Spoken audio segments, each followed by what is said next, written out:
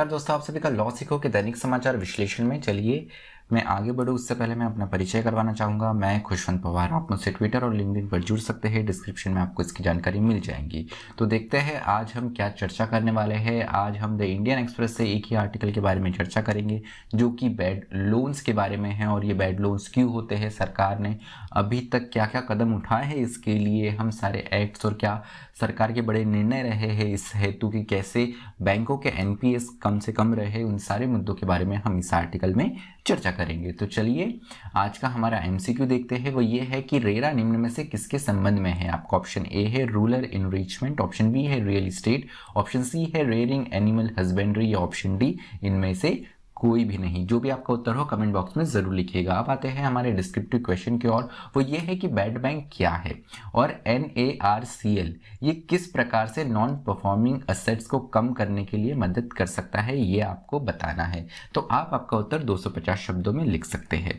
चलिए हमारे पहले आर्टिकल की ओर बढ़ते हैं। तो यहाँ पर हाल ही में हम लोगों ने ये न्यूज़ सुनी है, इसके बारे में हमने पहले भी चर्चा करी है कि national asset reconstruction company NARCL जो है इसको बनाया गया है सरकार के द्वारा इस उद्देश्य से कि जो बैंकों का एनपीए है वो घटाया जाए, खासकर जो पब्लिक सेक्टर बैंक हैं उनके लिए। तो अगर हम देखें तो पिछले 3 दशकों में सरकारों ने काफ़ी अलग अलग कदम उठाए हैं। इनमें से जो सबसे पहला कदम था ये था board for industrial and financial reconstruction 1987 BIFR को लाया गया। उसके बाद में लोक अदालत की शुरुआत की गई।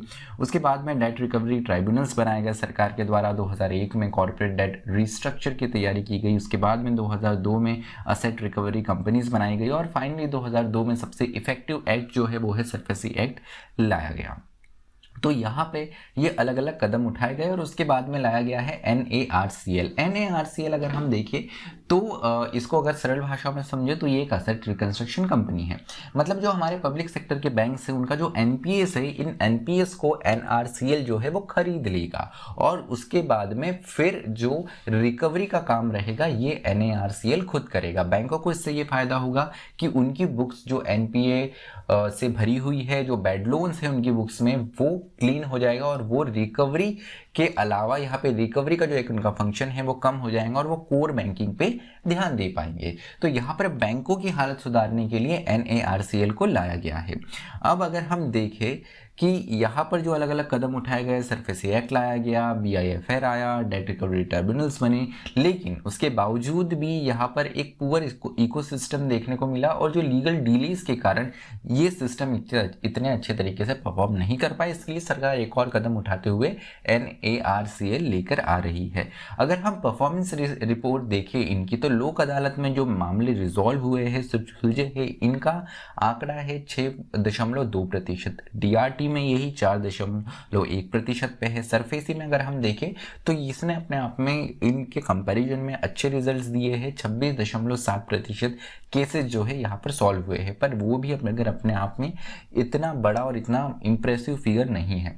हमारे देश में अगर एसेट रिकंस्ट्रक्शन कंपनी की बात करें तो NARCL ये पहली ARC होंगी। इससे पहले प्राइवेट ARCs हमारे देश में है तो टोटल मिला के 28 ARCs है। इनमें से 5 ऐसी है जो अच्छे से परफॉर्म कर रही है, जिनके पास में 70% असेट अंडर मैनेजमेंट है और 65% ऑफ कैपिटल है। बट इनमें से अगर हम देखें तो केवल 13.9% ही असेट्स जो है वो सोल्ड हो पाए हैं, उनसे रिकवरी हो पाई है।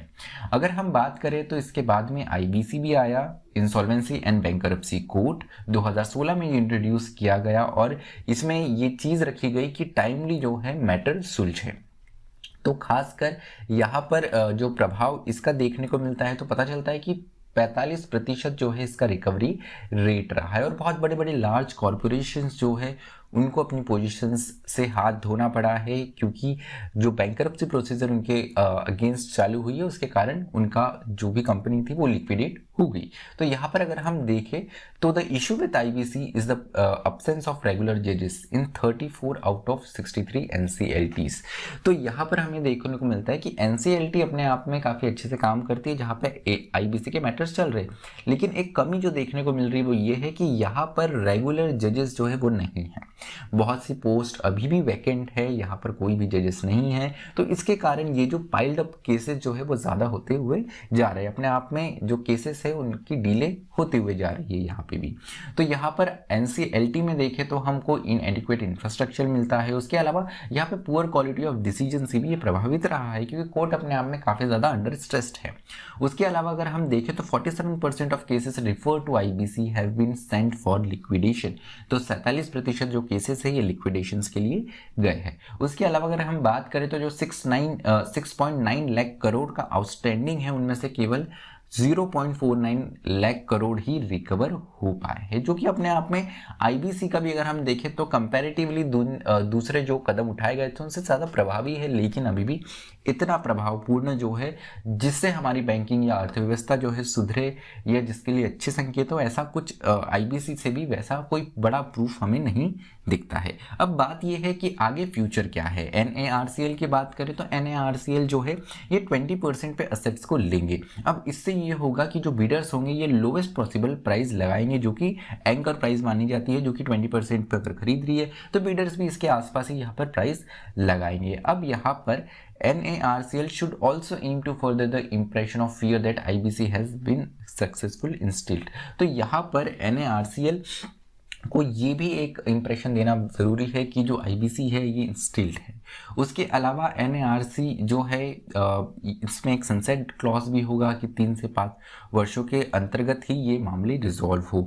उसके अलावा यहाँ पर एक और बात ये है कि NARCs should not be selling to ARCs की ऐसा नहीं हो कि NARCL खरीद रही है और वो फिर दूसरे ARCs को बेच दे रही है। उसके अलावा ये सारे जो NARCL जो बनाया गया है इसका असली फल हमें तभी मिल सकता है क्योंकि इस उद्देश्य से बनाया गया है कि जो हमारे पब्लिक सेक्टर बैंक्स है ये NPA से मुक्त रहे, बैड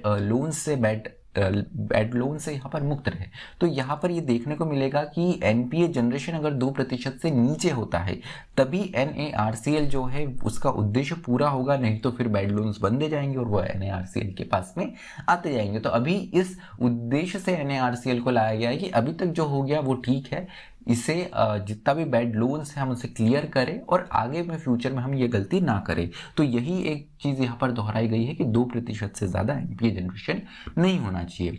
उसके अलावा यहाँ पे the RBI has further published a report that ask for public recommendation for improving ARC। तो इसके लिए ARC को इम्प्रूव करने के लिए यहाँ पे जो RBI है ये पब्लिक रिकमेंडेशंस के लिए भी गई और यहाँ पर उन्होंने एक रिपोर्ट भी पब्लिश करी है जिसमें बहुत सारे रिकमेंडेशंस लिए गए। तो यहाँ पर सरकार ने ये जो इस बार कदम उठाया है NARCL का, ये with public consultation public recommendations के साथ में उठाया है। तो उम्मीद करते हैं कि अपने आप में ये जो कदम है सरकार का ये अपने आप में सफल रहेगा। तो चलिए आज का जो हमारा न्यूज़ रिफ्लेश, हमारा जो दैनिक समाचार विश्लेषण है, माफ कीजिएगा, ये यही समाप्त होता है। आप हमसे टेलीग्राम और इंस्टाग्राम के माध्यम से जुड़ सकते हैं।